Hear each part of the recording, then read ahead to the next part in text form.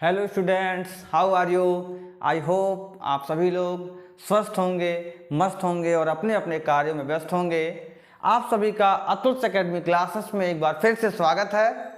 हम आपके सामने एक न्यू टॉपिक से लेकर के आज उपस्थित हुए हैं। उस न्यू टॉपिक का नाम क्या है, हमने प्रीवियस लेक्चर्स में कहाँ तक कवर किया है, कहाँ तक पढ़ा था क्या, निषेचन और अंतररोपण। ठीक, आज के इस वीडियो में हम लोगों को पढ़ना क्या है, पढ़ना हम लोगों को ये है प्रेगनेंसी क्या होती है, जिसको कहते हैं सहगर्भता।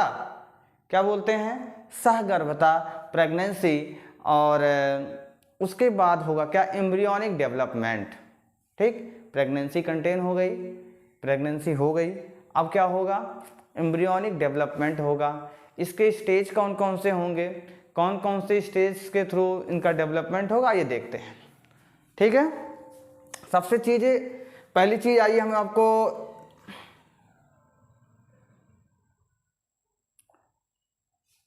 आइए देखते हैं ये रही। ठीक, सहगर्भता पढ़ना है। ठीक, सहगर्भता में क्या होता है, आपके बॉडी में जो होती है एक, जब प्रेगनेंसी कंटेन हो जाती है तो प्रेगनेंसी कंटेन होने के बाद एक जरायु अंकुरण होता है, जिसे हम लोग कहते हैं कोरोनिक विलाई। क्या बोलते हैं? Chorionic villi. ये कोरोनिक विलाई जो होती है, अब उसके अंदर कोरोनिक विलाई प्रेजेंट होगी। ठीक है, का विकास होगा। ये कोरोनिक विलाई धीरे धीरे क्या करेगी, ऊतक में कन्वर्टिट होगी।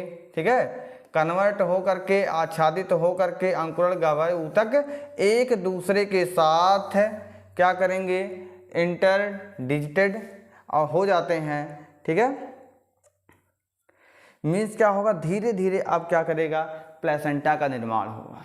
क्या होगा? प्लेसेंटा का निर्माण होगा। इस प्लेसेंटा, जिसको बोलते हैं हिंदी में अपरा बोलते हैं, इस अपरा या प्लेसेंटा का कार्य क्या होता है, किस लिए ये होती है। ठीक, तो आइए देखते हैं कि प्लेसेंटा जो होती है, ठीक, एक विशेष प्रकार की नाल होती है। इसी नाल के थ्रू, इसी नाल के द्वारा कोई भी चीज बॉडी में माता के द्वारा, ह्यूमन्स का जो ब्लड है, ऑक्सीजन है, न्यूट्रिएंट्स हैं, ये सारी चीज़ें कहाँ जाएंगी, उस फेटस के पास जाएंगी। मीन्स जो बेबी का डेवलपमेंट हो रहा है उसके पास जाएंगी। ठीक है, इसका विकास एक अम्बिकल कार्ड होता है, उसी अम्बिकल कार्ड्स के द्वारा दोनों क्या होते हैं, बेबी की जो नाभि होती है वहीं पे उसका अटैचमेंट होता है। ठीक है, नाभि की जो नाभि होती है वहीं पे इसका अटैचमेंट होता है। उसी के थ्रू बेबी के जितने भी एक्सक्रीटरी प्रोडक्ट्स होते हैं बॉडी से, जो भी निकाले जाएंगे वो सारे इसी प्लेसेंटा के थ्रू बाहर निकाले जाएंगे। जो भी न्यूट्रिएंट्स जो होता है बेबी को मिलेगा वो इसी प्लेसेंटा के थ्रू, प्लेसेंटा नाल जो होती है इसी के थ्रू मिलेगा। ठीक है, ऑक्सीजन हो, चाहे ऑक्सीजन हो या फिर कार्बन डाइऑक्साइड हो का बाहर निकलना हो। ठीक, उत्सर्जी एक्सक्रीटरी प्रोडक्ट, अपशिष्ट पदार्थ, ये सारी चीज़ें जो होती हैं किसके, इसी प्लेसेंटा नाल के द्वारा जुड़ती हैं, बाहर निकलती हैं या आदान प्रदान होती रहती हैं। इतनी बात समझ में आ गई। अब हम देखेंगे कि एम्ब्रियो में जो होती है बहुत सारी हार्मोन्स सिक्रीट होते हैं। जैसे आपका क्या हो गया, मानव जरायु गोनेडोट्रोपिन, जिसको ह्यूमन कोरियानिक गोनेडोट्रोपिन के नाम से जानते हैं। इनमें क्या होगा, कोरियानिक डेवलपमेंट होगा। और एक आपका जिसको हम लोग इंग्लिश में कहते हैं HCG, HCG का फुल फॉर्म यही होगा, ह्यूमन कोरियानिक गोनेडोट्रोपिन। ठीक, इसमें और क्या होगा, मानव अपरा लैक्टोजन, मानव अपरा लैक्टोजन, जिसको हम लोग क्या कहेंगे, ह्यूमन प्लेसेंटल लैक्टोजन। इंग्लिश में इसका शॉर्ट फॉर्म में कहेंगे HPL। HPL भी एक हार्मोन्स होता है। बॉडी के अंदर, एम्ब्रियो के अंदर एस्ट्रोजन रिलीज होगा, प्रोजेस्टेरॉन रिलीज होगा। ठीक, इसके साथ साथ जो है इसमें अंडाशय द्वारा रिलैक्सिन हार्मोन्स भी स्रावित होगा। ये प्रोजेस्टेरॉन जो होता है ये जो रिलैक्सिन हार्मोन्स जो होता है किस लिए रिलीज किए जाते हैं, ये जानना बहुत ज़रूरी है कि किस लिए इनका रिलीज क्यों हो रहा है।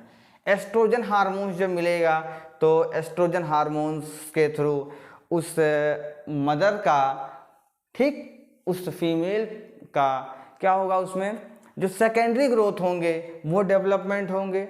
जैसे जैसे उसके पेल्विक रीजन्स की जो बोन्स होंगी हल्का हल्का वो क्या होंगी, चौड़े होंगे, ब्रॉड, धीरे धीरे करके वो क्या होंगी, चौड़ा, उसमें ब्रॉडनेस आएगी। क्लियर? ब्रॉडनेस के साथ साथ अच्छा पेल्विक के अंदर जो पेल्विक बोन्स होती है वो रिलैक्सिन हार्मोन जो होता है, रिलैक्सिन हार्मोन्स की वजह से थोड़ी थोड़ी क्या होती है, चौड़ी होती है, रिलैक्स होती है। ठीक, जैसे जैसे एम्ब्रियो का डेवलपमेंट होता जाएगा धीरे धीरे रिलैक्सिन हार्मोन्स उस एरिया को बढ़ाती हुई जाएगी, रिलैक्स करेगी, उसके लिए जगह प्रोवाइड करेगी। ठीक, इसके साथ साथ जो प्रोजेस्टेरॉन हार्मोन्स होता है, इस प्रोजेस्टेरॉन हार्मोन्स का काम ये होता है कि एम्ब्रियो को 9 मंथ तक, 9 महीने तक कैसे एम्ब्रियो के अंदर रखना है, ठीक, इसका प्रोसेस होता है। ठीक है, जब किसी के अंदर प्रोजेस्टेरॉन हार्मोन्स की कमी होती है तो क्या हो जाता है, धीरे धीरे 2 ही 3 मंथ में, 4 मंथ में या 5 मंथ मान लीजिए, धीरे धीरे करके बेबी ऑटोमेटिक बाहर आना स्टार्ट हो जाता है। ठीक है, वो जो संकुचन होता है विशेष प्रकार का, उसको रोक करके रखती है, ये इसको रोक करके रखने का काम प्रोजेस्टेरॉन हार्मोन का होता है। ठीक, ये प्रोजेस्टेरॉन हार्मोन्स बहुत ही उपयोगी है। जिनमें इसकी कमी हो जाती है उसको बाहर से इंजेक्शन दिया जाता है, इसके टैबलेट्स दिए जाते हैं। ठीक, एंड्रोजन हार्मोन्स की डिफिशियंसी होगी तो बहुत ज़्यादा यहाँ भी प्रॉब्लम क्रिएट होगी। ठीक है, इसी तरीके से ये सारे हार्मोन्स आपके काम किए जाते हैं। एक चीज़ और देखिए, जैसे आपका एंड्रोजन हार्मोन्स जानी गए, प्रोजेस्टेरॉन हार्मोन्स, ये आपका हो गया कार्टिसाल हार्मोन्स। ये कार्टिसाल हार्मोन्स क्या होता है, ये भी एक स्पेशल टाइप्स का हार्मोन होता है। इसका वर्क होता है कि उस बेबी का जो माइंड डेवलपमेंट है, ठीक है, उस माइंड बेबी का जो है, जो फीमेल पार्टनर के साथ जो रिलेशन है, कैसे एक दूसरे को जो है रिलेट करेगा, ये इसका डेवलपमेंट इसको बताएगा। ठीक है, थायरॉक्सिन हार्मोन्स भी यही करेगा। ये थायराइड ग्लैंड से जो है, ग्लैंड से रिलीज किया जाता है। ठीक है, इसका भी बहुत ज़्यादा उपयोगी है ये। ठीक, आइए धीरे धीरे क्या होता है, ये इसमें 2 लेयर बन जाती है। एक आपका एक्टोडर्म बनता है, दूसरा आपका एंडोडर्म बनता है। ठीक, देखते ही देखते इससे विकास होता गया और बीच में एक मीजोडर्म का भी फॉर्मेशन हो जाता है। मीजोडर्म के अंदर ही एक विशेष प्रकार की सेल्स होती है जिसे हम स्टेम सेल के नाम से जानते हैं। ठीक, ये इस स्टेम सेल में इतनी ज़्यादा पावर होती है कि ये किसी भी अंग का निर्माण करने के लिए कैपेबल होते हैं, सक्षम होंगे। ठीक है, अब ये स्टेम सेल्स जो होगी धीरे धीरे क्या करेगी, आगे बढ़ेगी। 9 महीने की जो सहगर्भता होती है, सहगर्भता, ये किस तरीके से आपकी होगी, आइए हम बताते हैं आपको।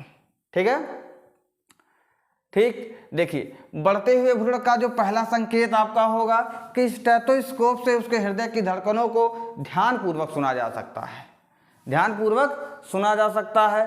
सहगर्भता के दूसरे माह के अंत तक जो होते हैं उसमें अंगुलियां विकसित हो जाएंगी, पैर विकसित हो जाएंगे, मीन्स अंगुलियां और पैर का निर्माण हो जाएगा।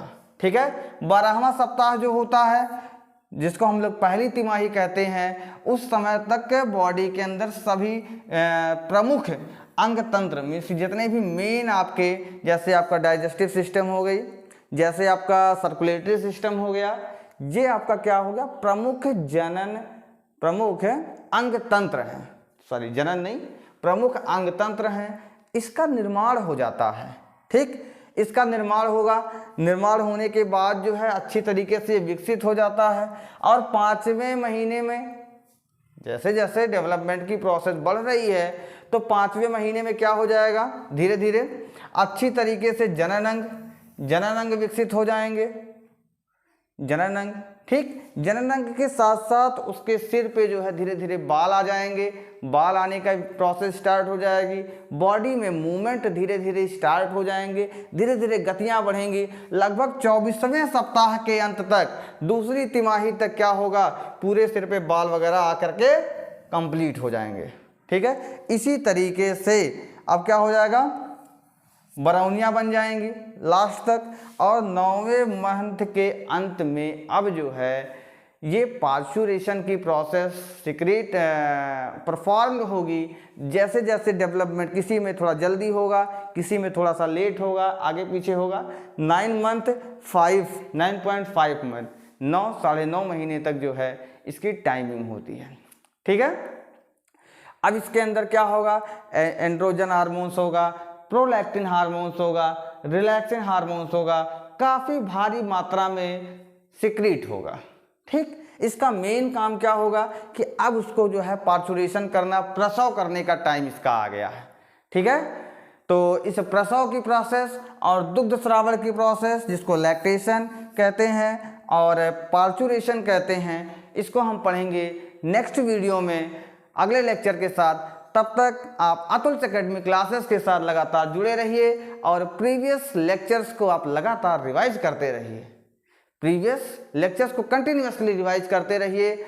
तब तक के लिए नमस्कार, मिलेंगे आपके साथ नई टॉपिक के साथ, नए अंदाज के साथ नेक्स्ट वीडियो में। ओके।